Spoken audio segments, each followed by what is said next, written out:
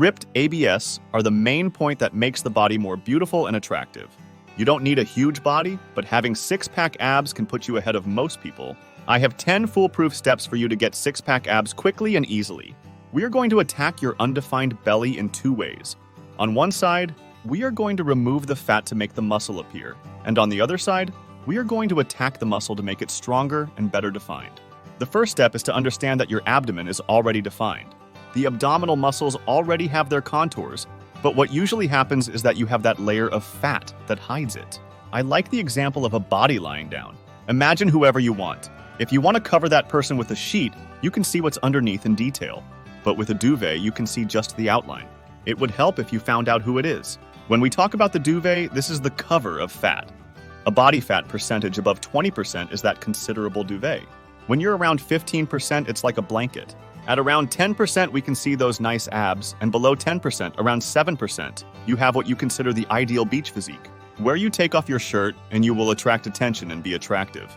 But we live in an Instagram world with people with around 3% body fat, and those are not healthy abs. Our body needs a certain amount of fat for its own health. Being around 8% is excellent.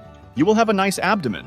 Sometimes a person has little body fat, but the abdomen does not appear because it needs muscles. The second point is not to do exercises aimed at local fat.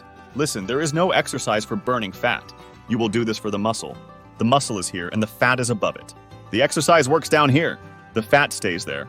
There is no specific exercise. We talk a lot about this, about exercises that people do, but in reality, they are a waste of time and useless. Now, the third step, I want you to remember step 1 about muscle volume. When the muscle is small, it is harder to see.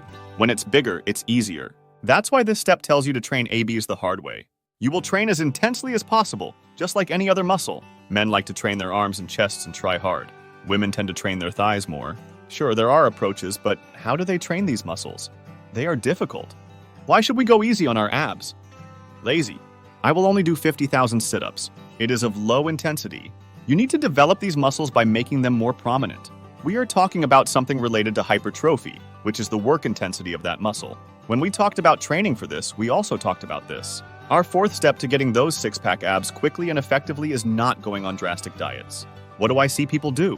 People wanting to get shredded, cutting out carbs, doing tons of crazy diets. You can stop! Don't do that. Yes, you will lose weight on these diets, but that weight comes from muscle mass and water. This also causes an impact that we call the rebound effect. Have you ever heard of the accordion effect? When you go on a drastic diet, your body understands that it lacks energy and slows down your metabolism. It wants to keep you alive. Then, after this diet, you end up eating more. Your body then starts storing fat. What will you do? Run the numbers. What time did you wake up? What did you eat? And at what time did you train? Map everything to know what is eating and take it away like junk food. This will make you evolve a lot. After that, I recommend 1 or 2 free meals a week at first. As you progress, you move up to a free meal, the perfect standard. Once a week you eat whatever you want. All of this will get you in line and give you control over it. But it won't be enough to control your appetite. Some products increase satiety in different ways. One of them is a pill you take with water. It becomes a sponge in your stomach, preventing you from eating more and making you feel full. These products help with excessive appetite. The fifth step is understanding that fat cannot be removed from here or there. For your body, it's the same thing. Fun fact? Did you know you have more fat on your back than your abdomen? But you can see your abs and say, I want to take this off. What do I mean? The fat that bothers you is not the place with the most fat, but the place you see it, and your body doesn't care. Your body will generally eliminate its fat. What works is to remove liquid retention, which expels excess water. It's simple. Just drink more water. Our body works like this. I need to keep this human alive no matter how much he is an idiot and wants to kill me. Do you want to die, huh? I need water. If I don't drink water, I will withhold it. There is water because then your fat, which is not at a high level, appears larger because your body retains water in the subcutaneous tissue, lard. And how do you do this? Will this solve your life? Easy, get a calculator. Put your weight there, for example, 70 kilos. Multiply this by 35, 2 by 450. Let's round to 2.5.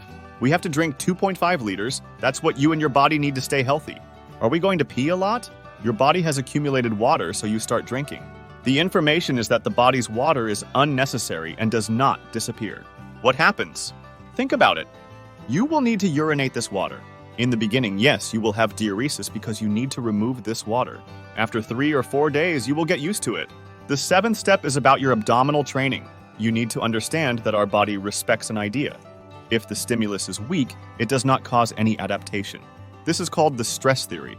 If the stimulus is strong, your body understands that it needs to adapt. If you have a weak workout, your body understands it doesn't need to do anything. If you have intense training, and I will get into this, you understand that you must adapt. What is this adaptation for your abdomen? It's about being more robust, having more volume, and being more defined. First, you need to charge it. Your abdominal muscles need a load during the exercise. They need intensity and difficulty, so the stimulus is strong from the moment they have difficulty performing it. The second step is to make broad abdominal movements, not just short and weak ones. I want your abdomen to experience the hypertrophy effect, and for that, there are many things we use. One of them is the range of movement. The muscle needs to shorten and lengthen a lot. It needs to take all the things that are good for hypertrophy and increased muscle mass and apply them to the abdomen. An exercise that is not so good in terms of stretching is the regular sit-up. If you are stretching the abdominal rest, this exercise will be good to start at home, because the level of demand for it is low. However, if you are slightly more advanced, you can take this same exercise and put it on a machine, which provides greater tension throughout the range of movement. How often should you train him? Once, twice. I'll tell you, you need this every day. Studies show that muscle development does not depend on how many times you train a week, but on the entire weekly volume.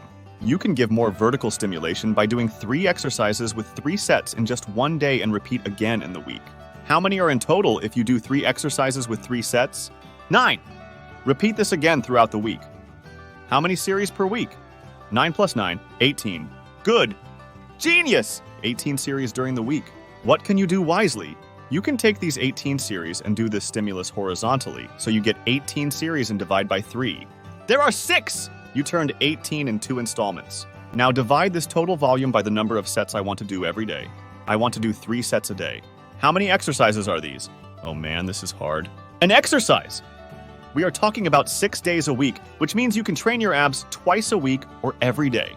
What changes is the volume. This is protocol construction. A lot of math involved, and I'm not talking about progression or periodization. However, there is a powerful ally in this process, which is cardiovascular training. Before that, you need to know the 9th step, which is the idea of starting training with the abdomen, doing 3 sets to emphasize it. The first exercise you will do. If you warm up, you can do this regularly. It's good. And then you go to the abdomen. But people usually do it in the end. Why? After training, are you more or less tired? We mentioned something about underrated exercises, and this is a great exercise.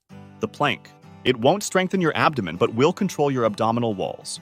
You will notice that your abdominal walls will be more controlled in a few days. Now let's move on to our 10th step. We're talking about building muscle throughout your body. If you don't even have them, let's take it one step at a time. When you train your entire body, you burn more calories, and your body works like this. You burn more calories than you consume.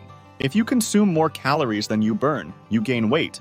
And to lose weight, you need to burn more fat in terms of a calorie deficit.